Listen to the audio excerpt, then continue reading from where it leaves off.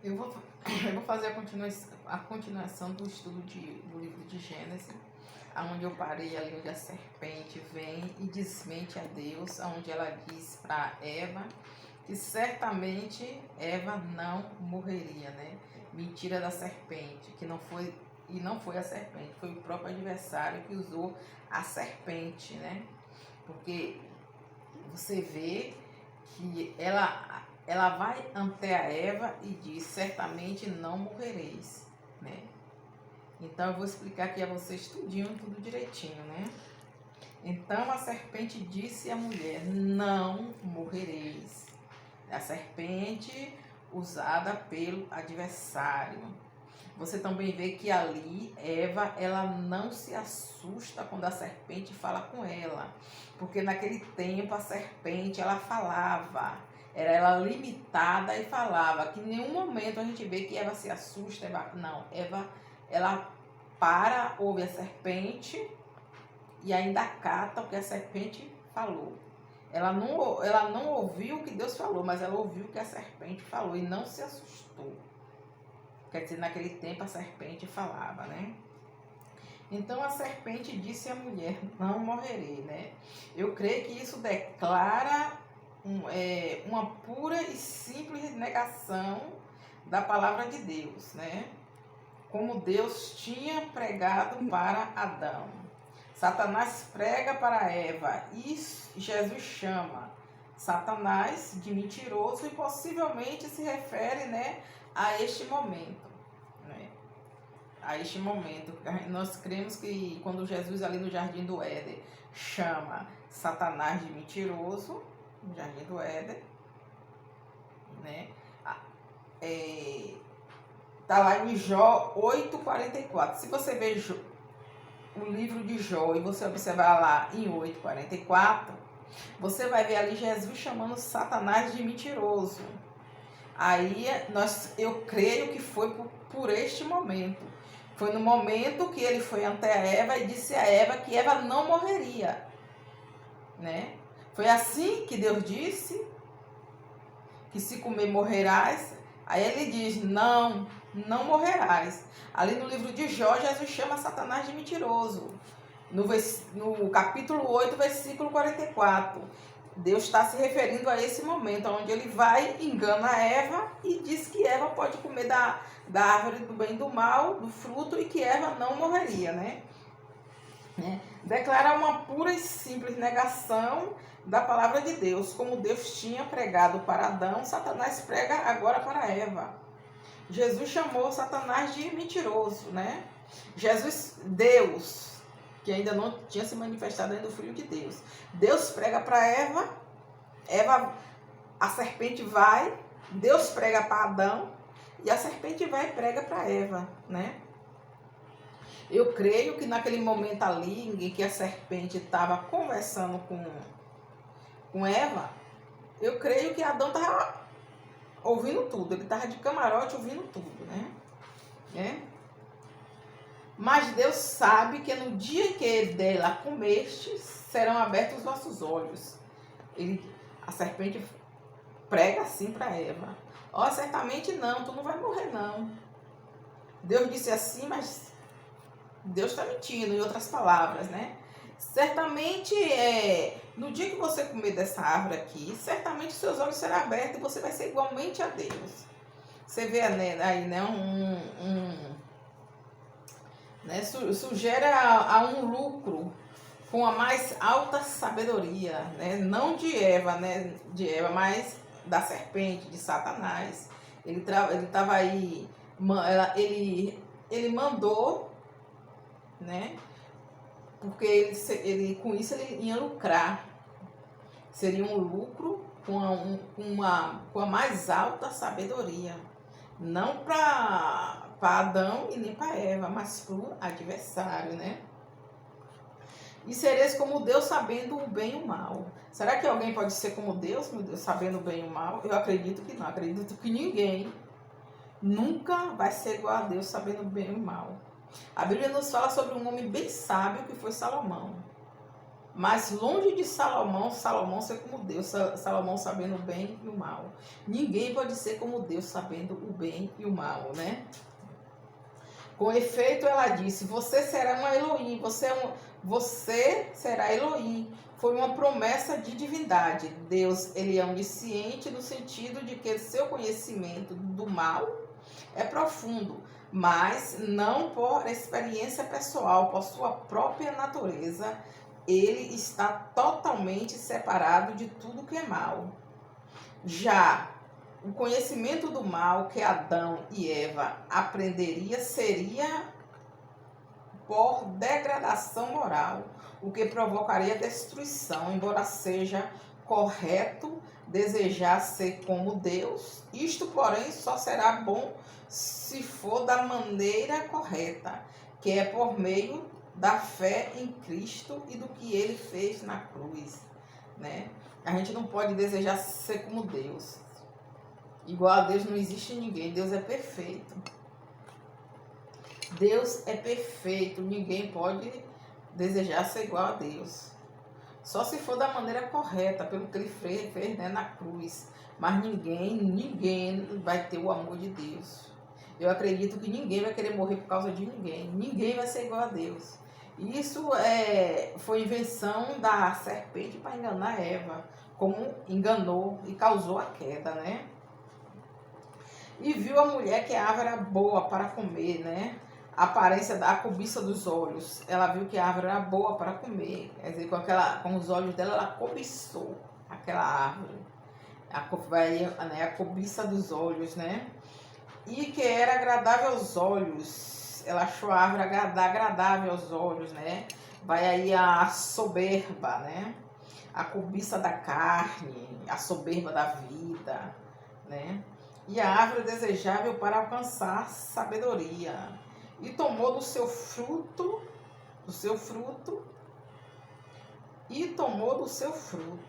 e comeu, né? E aí constituiu a queda. Ela tomou do fruto, comeu e ali veio a queda dela. Como está escrito, não durma não, cinegrafista. Como está escrito, e deu também a seu marido, o qual comeu com ela. Além dela comer, deu a Adão. E Adão foi e comeu, né? Obedeceu à voz da mulher. A mulher obedece à serpente, né? E Adão obedece à mulher, né? Isso aqui refere-se ao fato de que, pelo visto, Adão foi um observador de todo o procedimento.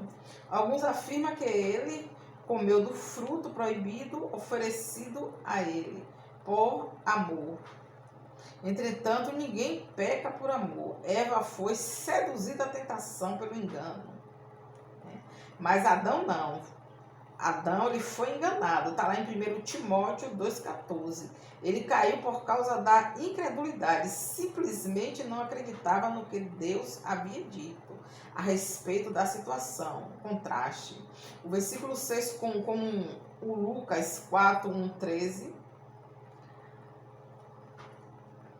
Anula e apresenta as 3 tentações: a cobiça da carne, a cobiça dos olhos, a soberba da vida, né? O primeiro homem, o segundo homem conquistou, né? O primeiro homem caiu e o segundo homem ele veio e conquistou. Quem foi o segundo homem que conquistou? Eu acredito que foi Jesus Cristo, né? Adão cai, bota tudo a perder. Quando Adão cai que bota tudo a perder, eu creio que Deus, ele já tinha feito o projeto, né? Eu acredito que Deus pegou o homem e botou ali no jardim do Éden. E aí Jesus, como é onisciente, onipotente, onipresente, já sabedor de todas as coisas, eu creio que Deus, quando ele fez o homem, colocou ali no jardim do Éden, ele já foi e já projetou, já foi projetar Jesus Cristo. Tanto que quando ele chega no jardim, ele não se assombra com nada, ele não se assusta com nada, né? Ele vem, procura o casal, vê que caiu, e Deus não fica assustado, não tem reação de assustamento. Ele já veio sabendo, Deus já sabia de tudo. Deus, ele já sabia de tudo, ninguém engana Deus. Deus sabia que o homem iria cair. Ele fez o homem, botou no jardim, botou a Eva, deu aquela ordem para não comer, mas Deus sabia que o homem ia cair. Ninguém engana Deus. Ninguém pega Deus de surpresa. Tanto que Deus ele não se assusta, e você vê que no mesmo momento Deus já tem a sentença preparada para cada um deles. A sentença da serpente, a sentença de Eva, a sentença de Adão, já estava tudo preparado, Deus já sabia. A Deus ninguém engana, né? Então foram abertos os olhos de ambos e conheceram que estava nu. Então cozeram folhas de figueira para si e aventais, né? Refere-se à consciência da culpa como consequência do pecado. Refere ao fato de que tinha perdido, né, a envolvente luz da pureza que anteriormente tinha revestido o seu corpo, né? Eles tinham uma luz hétera, uma luz de pureza que revestia o corpo deles antes do pecado. Quem é espiritual sabe o que é que eu estou falando. Quando o homem peca, aí o homem perde a luz, né? Então eles cozeram, né, aventais, figueira para si, né? Os pecadores se vestem de moralidades, sacramentos e cerimônias religiosas, que são como avental de folhas de figueira de Adão, sem valor algum, né? Eles aí, né, eles pecam e ouvem a voz do Senhor Deus que passeava no jardim ao ar do dia. Deus já sabia, eu creio assim que Deus já sabia, mas a Bíblia diz que Deus estava passeando no jardim e resolveu ir até ele, né? E eles ouviram a voz de Deus que passeava no jardim ao ar do dia, a voz do Senhor que antes tinha sido um grato som, naquele momento seria uma voz terrível para ele, que o homem quando peca ele fica com medo de Deus, ele não quer enfrentar Deus, ele não quer encarar Deus, né? Aqui fala que Adão e Eva, né, por causa do pecado, não quis ouvir a voz do Senhor, tinha mudado, pois a mesma não muda, né? A voz do Senhor tinha mudado para ele, para Adão. Mas a gente sabe que a voz de Deus, ela não muda. Ela não muda, a voz de Deus, ela não muda. Era a mesma voz que eles tinham ouvido desde a sua criação. Ele não tinha maldade, era eles que tinham mudado. Deus não muda, quem muda é a gente. A voz que ele ouviu no momento que Deus criou ele foi a mesma voz que ele ouviu quando Deus chamou ele e ele já tinha pecado. Só que aí ele ouviu a voz de maneira diferente. A voz para ele já veio diferente. Quer dizer, ele sentiu medo na hora que ele ouviu a voz, não, porque ele estava em pecado, né? E se esconderam o homem e a sua mulher da presença do Senhor. Eles estavam nus e eles estavam se envergonhando já de Deus. Antes da queda eles não se envergonhavam. Depois eles se esconderam de Deus, se envergonhavam, sabe? Se envergonharam até um do outro, né? Viu que estava nu e se envergonharam. Deus entre as árvores do jardim. E chamou o Senhor Deus ao homem e lhe disse: onde estás, né? Aqui está o amanhecer de uma outra era na história da humanidade. O olho de uma consciência culpada está aberto agora pela primeira vez. E Deus e o universo aparecem em terríveis formas, né? Deus aqui para Adão estava aparecendo numa terrível forma, né? Adão já estava com os olhos abertos e já não suportava mais ouvir a voz de Deus. E ele estava envergonhado porque ele tinha desobedecido a Deus, né? Ele desobedeceu a Deus. Eva também desobedeceu a Deus e obedeceram a voz da serpente. Com isso veio a queda terrível, né? E chamou o Senhor Deus ao homem e disse... Deus chama agora Adão e pergunta: onde está? Né? Aonde está? Né? O medo, aí vem a Bíblia diz que ele sentiu medo, né? Essa é a primeira pergunta no Antigo Testamento. E onde está? É a primeira pergunta no Novo, né? Em Mateus 2, versículo 2. No Antigo Testamento, Deus procura o pecador. No Novo Testamento, o pecador aí é quem procura Deus, né? No Novo Testamento, né? O pecador procura Deus. E ele disse, ele quem? Adão respondeu, ouvi a tua voz soar no jardim e tive medo. Tá aí, ele diz, ouvi a tua voz soar no jardim e tive medo. Como é que ele tem medo de Deus? Por que medo? Se antigamente ele não sentia medo de Deus, passou a sentir medo de Deus. Ele deixa bem claro, ouvi a tua voz soar no jardim. Adão fala assim com Deus. Ouvi a tua voz soar no jardim e tive medo. Teve medo do criador dele, do professor dele. A Bíblia diz que Deus, depois que cria Adão, pega Adão e leva Adão para Adão dar nome a todos os animais. E a todos os animais Adão deu nome. E aquele animal que Adão deu nome estava de acordo com o nome que ele deu. Os animais estavam de acordo com o nome que Adão deu. Adão, ele foi amigo de Deus. Ele viu Deus face a face. Ele esteve junto com Deus. Depois que ele peca, que ele ou começa a sentir medo de Deus. O pecador, ele tem medo de Deus. Você sabia disso? O pecador, ele tem medo de Deus. O crente em pecado, ele também tem medo de Deus. Mas não é uma coisa inexplicável. Você vê que quando Deus diz, procura Adão, ele diz, ouvi a tua voz soar no jardim e tive medo. Ele teve medo do criador dele, daquele que estava lado a lado com ele, do professor dele, que ensinou ele, tudo a ele. A Bíblia diz que Deus pega ele e leva ele para ele dar nome a todos os animais. A Bíblia fala que Adão tinha uma inteligência inconfundível. Ouvi a tua voz soar no jardim e tive medo. O medo é a primeira reação do homem caído. A consciência do efeito do pecado de Adão é mais clara do que o próprio sentido do pecado em si. Porque estava nu e me escondi.